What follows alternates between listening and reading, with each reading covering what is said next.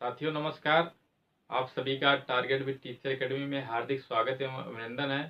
साथियों, जैसा कि हम सभी उत्तर प्रदेश विशेष को पढ़ रहे थे और हम लोग पिछली कक्षाओं में उत्तर प्रदेश विशेष में नदियों के विषय में पढ़ लिए थे।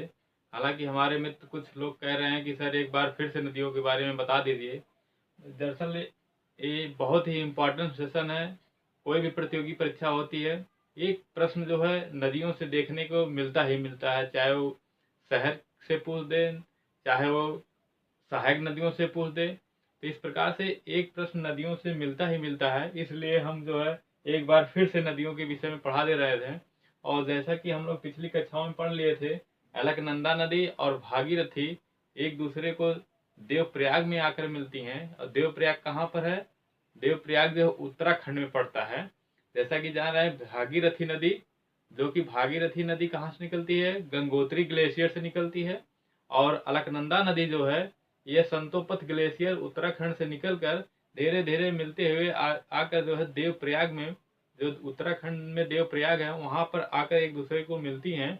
और उत्तराखंड के बाद जब नदियां जो उत्तर प्रदेश में प्रवेश करती हैं, तो देवप्रयाग के बाद जब उत्तर प्रदेश में प्रवेश करती हैं नदियां, तो वह नदियां गंगा के नाम से जानी जाने लगती है।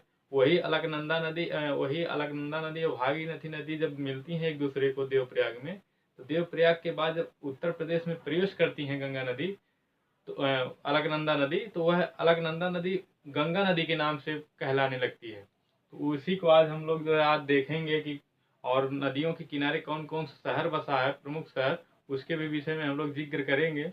जो कि ये सेशन बहुत ही इंपॉर्टेंट है, हर प्रतियोगी परीक्षाओं में एक नंबर जरूर आपको मिलेगा। तो साथियों, मेरे चैनल को भी लाइक और सब्सक्राइब भी आप लोग कर दीजिएगा, क्योंकि मेरे पास कोई माध्यम नहीं है और कि मैं किसी तरह प्रचार प्रसार कर सकूं। क्योंकि आप लोग थोड़ा सा भी सपोर्ट मुझे करेंगे तो मैं अपना जो भी आगे सेशन रहेगा मैं अच्छा से अच्छा देने का प्रयास करूंगा। तो साथियों, आइए देखिए, आज हम लोग जो है उत्तर प्रदेश के नदियों के विषय में पढ़ लेते हैं। देखिए, जब वो नदियां देवप्रयाग में आकर मिलती हैं, देखिए देवप्रयाग में जब आकर मिल जाती हैं, पिछली कक्षा से हम लोग स्टार्ट कर रहे हैं, जोड़कर पढ़ रहे हैं। तो देवप्रयाग में जब वो नदियां, कौन नदियां? वह नदियां अलकनंदा नदी और भागीरथी नदी जब देवप्रयाग में आकर मिलती हैं, तो देवप्रयाग उत्तराखंड में पड़ता है। देवप्रयाग के बाद जब गंगा नदियां आगे बहती है, बहती मतलब उत्तर प्रदेश में जब प्रवेश करती हैं, यह नदी गंगा नदी के नाम से जानी लगती है। गंगा नदी, यह नदियां जो है गंगा नदी के नाम से जाने लगती है। तो यह गंगा नदी उत्तर प्रदेश के, देखिए उत्तर प्रदेश यहाँ से शुरू हो जा रहा है। उत्तर प्रदेश के सबसे पहले बिजनौर जिला में प्रवेश करती है गंगा नदी जो है। उत्तर प्रदेश के सबसे पहले बिजनौर शहर में, यह बिजनौर में प्रवेश करती है गंगा नदी।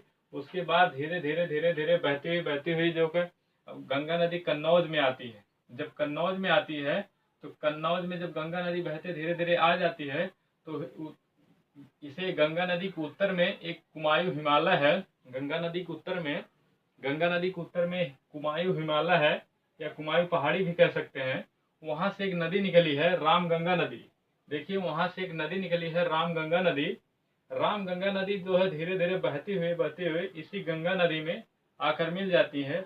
और गंगा नदी में कहाँ पर आकर मिलती है? कन्नौज में आकर मिलती है। अभी देखिए, हम बताते हैं कि प्रश्न कैसे बनता है और कैसे प्रश्न बनाया जा चुका है परीक्षा में, उसको भी मैं बताने का प्रयास कर दूंगा आप लोगों को।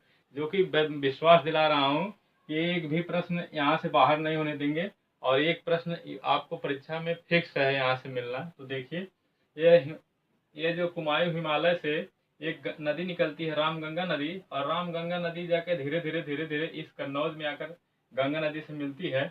और इसी रामगंगा नदी पर एक शहर है, बरेली शहर। इसी रामगंगा नदी के किनारे एक शहर है, जो शहर है बरेली शहर। बरेली शहर किस नदी के किनारे है? रामगंगा नदी किनारे। और रामगंगा नदी कहाँ से निकली है? कुमायूं पहाड़ी से निकली है, कुमायूं हिमालय से। कुमायूं हिमालय किसकी सहायक नदी? रामगंगा नदी किसकी सहायक नदी है? गंगा की सहायक नदी। फिर देखिए, जब ये गंगा नदी कन्नौज से धीरे धीरे और आगे पहुंचती है, और आगे, तो ये प्रयाग है, जो कि प्रयागराज, जान रहे हैं कि इलाहाबाद का नाम प्रयागराज हो गया इस समय। तो पहले ही इसे प्रयाग के नाम से भी जाना जाता था। तो ये प्रयाग में जो है ये नदियां जो है प्रयाग में आकर जो है गंगा नदी धीरे धीरे आकर जब प्रयाग में मिलती है, प्रयाग तक पहुंच आती है, तो एक और नदी निकलती है एक कहती है कि आप यहाँ रुके रहिएगा, गंगा जी आप यहाँ प्रयाग में रुके रहिएगा, हम जो है हम भी आ रहे हैं, आपके साथ मिल जा रहे हैं। तो एक उत्तराखंड से जो है उत्तराखंड के बंदरपुछ ग्लेशियर से देखिए देखिए दिखाई दे रहा होगा, उत्तराखंड के बंदरपुछ ग्लेशियर है, उस ग्लेशियर से एक नदी निकलती है जो कि यमुना नदी है। बंदरपुछ ग्लेशियर से एक नदी निकली है यमुना नदी, और यह यमुना नदी धीरे धीरे बहती हुई सहारनपुर, ग्रेटर नोएडा, मथुरा, आगरा, इटावा, कालपी, हमीरपुर, बांदा होते बहती हुई धीरे धीरे आकर इसी प्रयाग में मिलती है, और प्रयाग में है गंगा नदी से मिल जाती है। जो प्रयाग है यह त्रिवेणी संगम के नाम से भी पुकारा जाता है, क्योंकि यहाँ 3 नदियां गंगा, यमुना और सरस्वती का मिलन होता है, सरस्वती नदी का, तो यहाँ त्रिवेणी के नाम से भी पुकारा जाता है। यहाँ आकर प्रयाग में मिल जाती है कौन नदी? यमुना नदी। अब देखिए यहाँ से भी प्रश्न बनता है, क्योंकि यहाँ इसी यमुना के नदी के किनारे कौन कौन शहर बसा है। देखिए मैं एकदम डिटेल लिख दिया हूँ क्रम वाइज।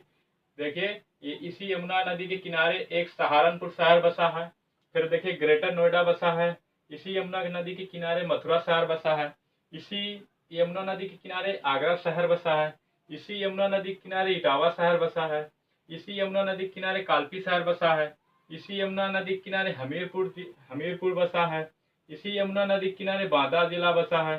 तो देखिए यमुना नदी के किनारे सहारनपुर, ग्रेटर नोएडा, मथुरा, आगरा, इटावा, कालपी, हमीरपुर और बांदा शहर जैसे जिले जो है बसे हुए हैं यमुना नदी के किनारे। और देखिए बांदा जो है, बांदा शहर में, बांदा के या यमुना नदी के हम कह सकते हैं कि यमुना नदी के उत्तर में केन नदी निकली है। केन नदी है जो कि केन नदी और यमुना नदी के उत्तर में केन नदी और बेतवा नदी और चंबल नदियां हैं उत्तर में यमुना।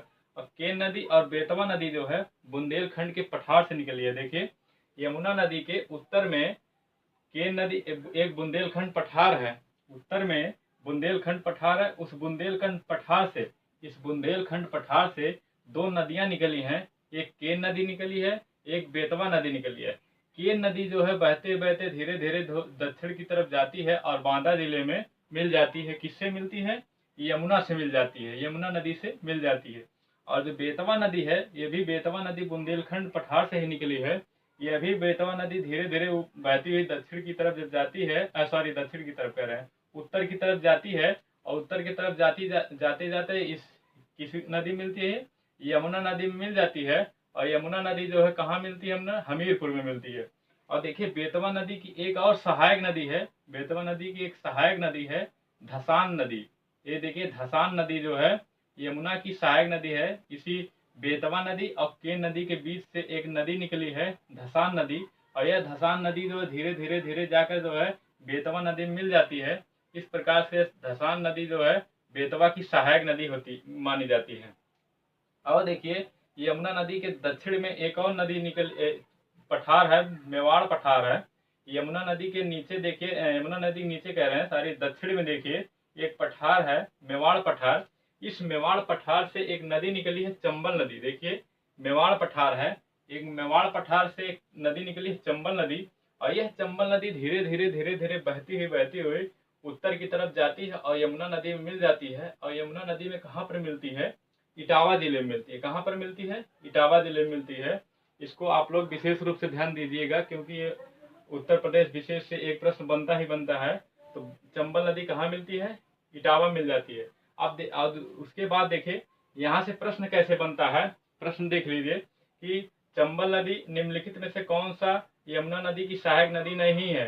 केन नदी, बेतवा नदी, चंबल नदी, टोंस नदी दे दिया।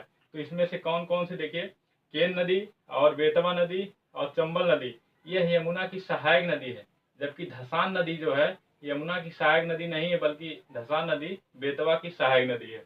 उसके बाद देखिए पूछ दिया कि सहारनपुर किस नदी किनारे है?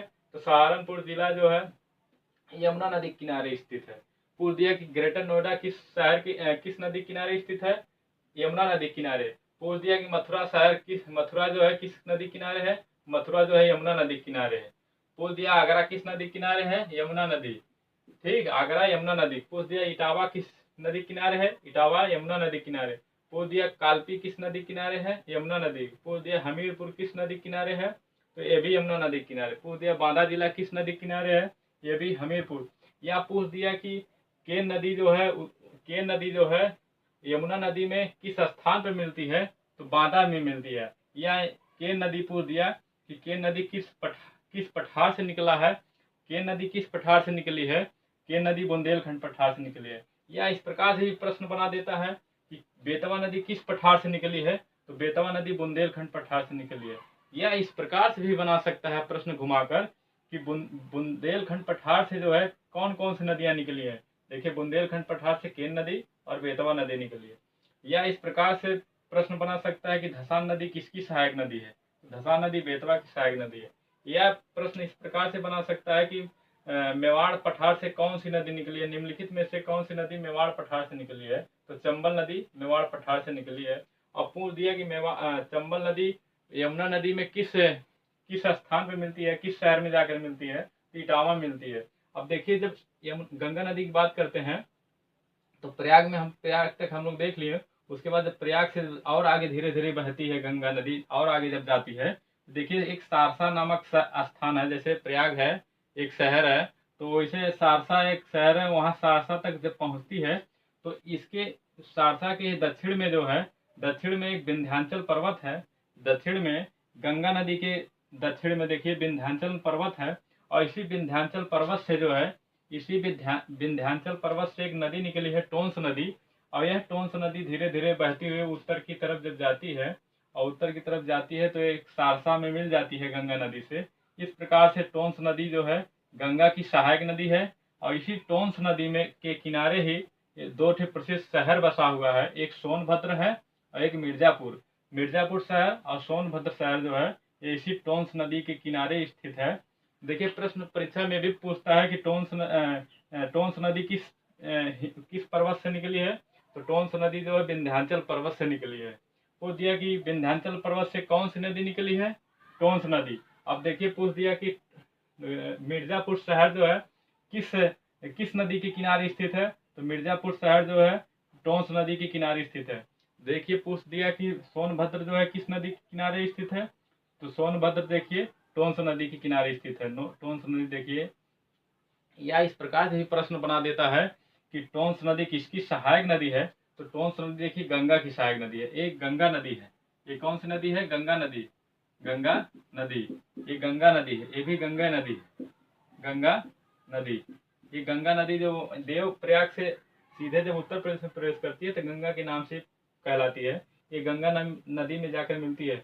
फिर इसके बाद ये गंगा नदी जब और आगे बहती है धीरे धीरे उत्तर प्रदेश में, और जब जाती है आगे तो गाजीपुर में जब पहुंचती है गंगा नदी, तो गाजीपुर में जब गंगा नदी पहुंचती है, तो गाजीपुर में जब पहुंच जाती है गंगा नदी, तो एक और नदी एक उत्तर प्रदेश गंगा नदी के उत्तर में एक पीलीभीत, जो पीलीभीत में फुलहर झील है, पीलीभीत जिला है, उस जिले में एक झील है, बहुत ही प्रसिद्ध झील है फुलहर झील।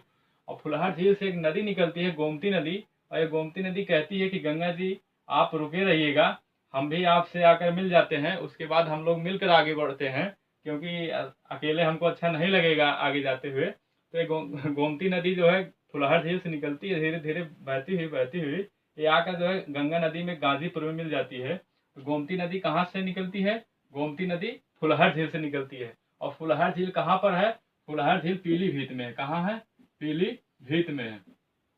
फुलहर झील जो है पीलीभीत में है, पीलीभीत में है। कहाँ है, पीलीभीत में है। फुलहर झील कहाँ पर है, पीलीभीत में है। और फुलहर झील से कौन सी नदी निकली है, गोमती नदी निकली है। और फुलहर झील से जब गोमती नदी निकली है, गोमती नदी धीरे धीरे आकर गाजीपुर में मिलती है। और किस नदी से मिलती है, गंगा नदी से मिलती है। तो ये गोमती नदी गंगा की सहायक नदी मानी हो जाती है। और इसी गोमती नदी के किनारे देखिए बहुत ही प्रसिद्ध शहर बसा है, लखनऊ शहर।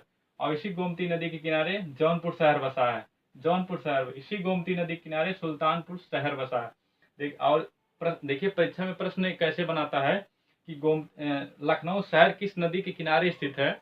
लखनऊ शहर जो है किस नदी के किनारे स्थित है, तो लखनऊ शहर जो है गोमती नदी के किनारे स्थित है।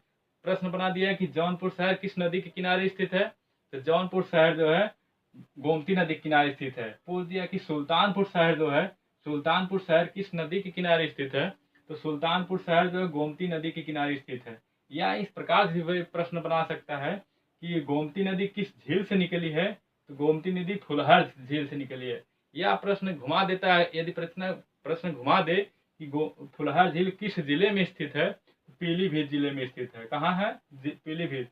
या इस प्रकार से प्रश्न अगर घुमा दे कि गोमती नदी किसकी सहायक नदी है, तो गोमती नदी देखिए आ रही है, गंगा नदी मिलती है, तो गंगा की सहायक नदी है।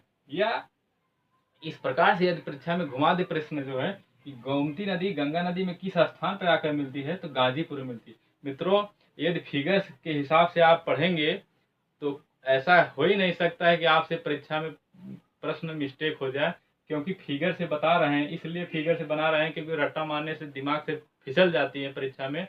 परीक्षा 2 ही घंटा के, आप समझ लीजिए पूरे पढ़ाई की पूरे जिंदगी के सवाल 2 घंटे में आपके आकर सिमट जाता है। तो उसी 2 घंटे में मेंटेन करना रहता है कि पूरे परीक्षा जब से तैयारी करते रहेंगे हम, और तैयारी का पूरा समय जो मात्र 2 घंटे में पूरा जीवन समझ लीजिए हम लोगों को उसमें निर्भर रहता है।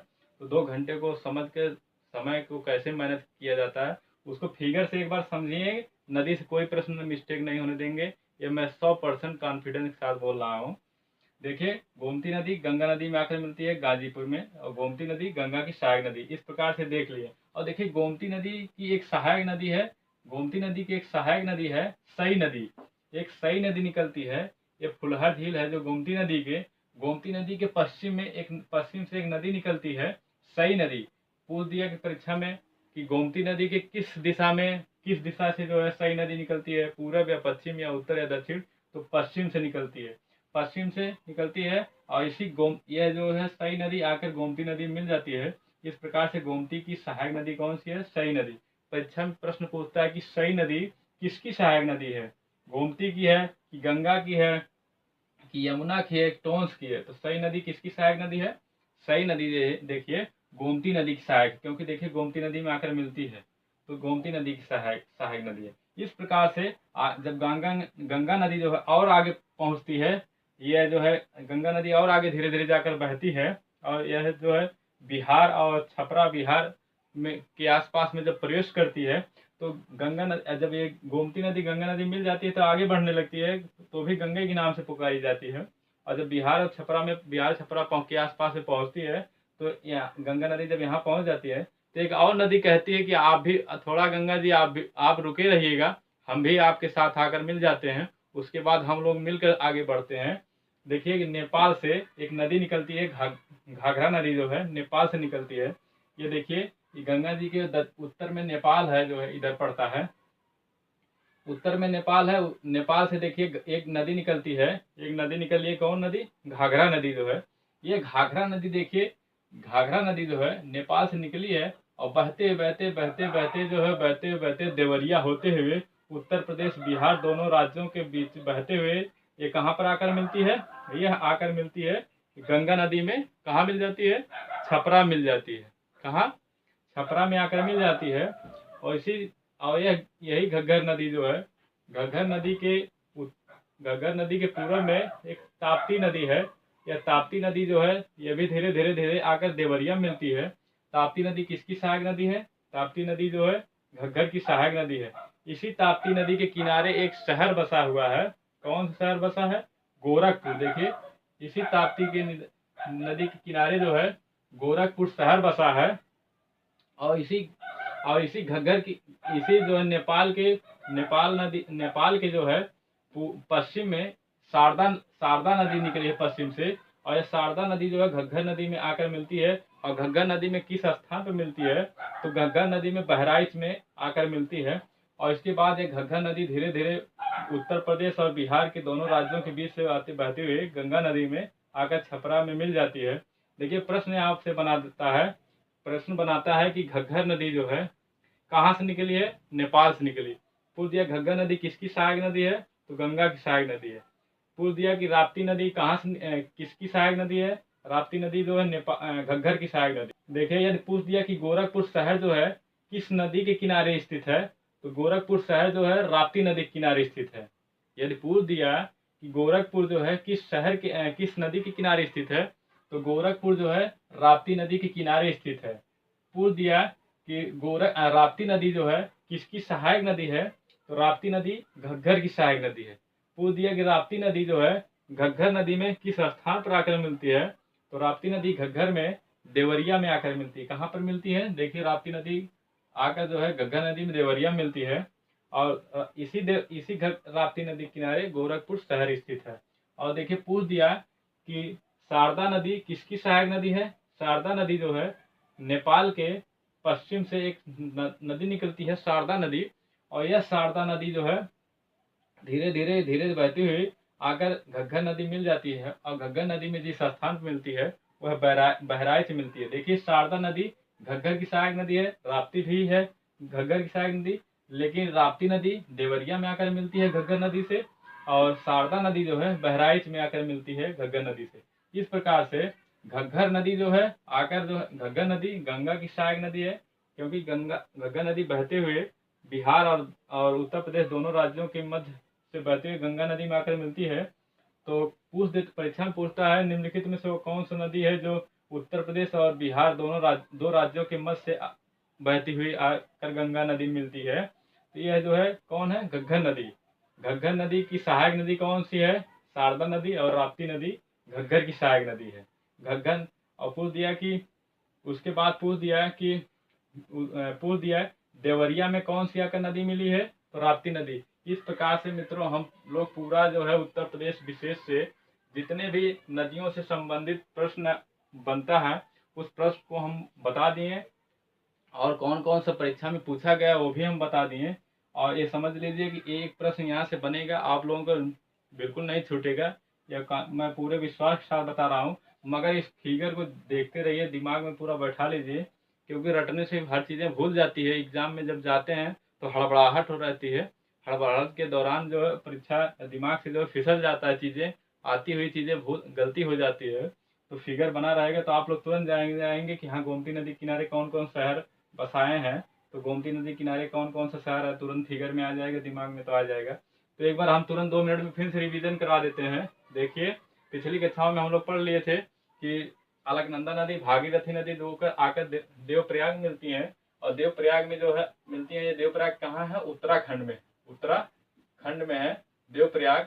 और देवप्रयाग के बाद जब यह नदी उत्तर प्रदेश पर प्रवेश करती है तो गंगा नदी के नाम से पुकारी जाती है, गंगा नदी के नाम से जाने लगती है।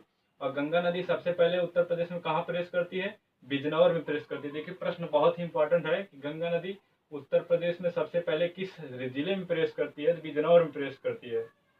और बिजनौर में प्रवेश करती है। मैं एक प्रश्न और बता दे रहा हूँ कि गंगा नदी उत्तर प्रदेश के कुल 29 जिलों से होकर प्रवाहित होती है, यानी बहती है। सॉरी 29 कह रहे हैं, सॉरी 28 जिलों से, सॉरी गलती हो गई। कुल गंगा नदी जो है उत्तर प्रदेश के कुल 28 जिलों से होकर बहती है। और यमुना नदी जो है, जबकि यमुना नदी उत्तर प्रदेश के कुल 19 जिलों से 19 जिलों से होकर बहती है यमुना नदी, जबकि गंगा नदी उत्तर प्रदेश के कुल 28 जिलों से होकर बहती है।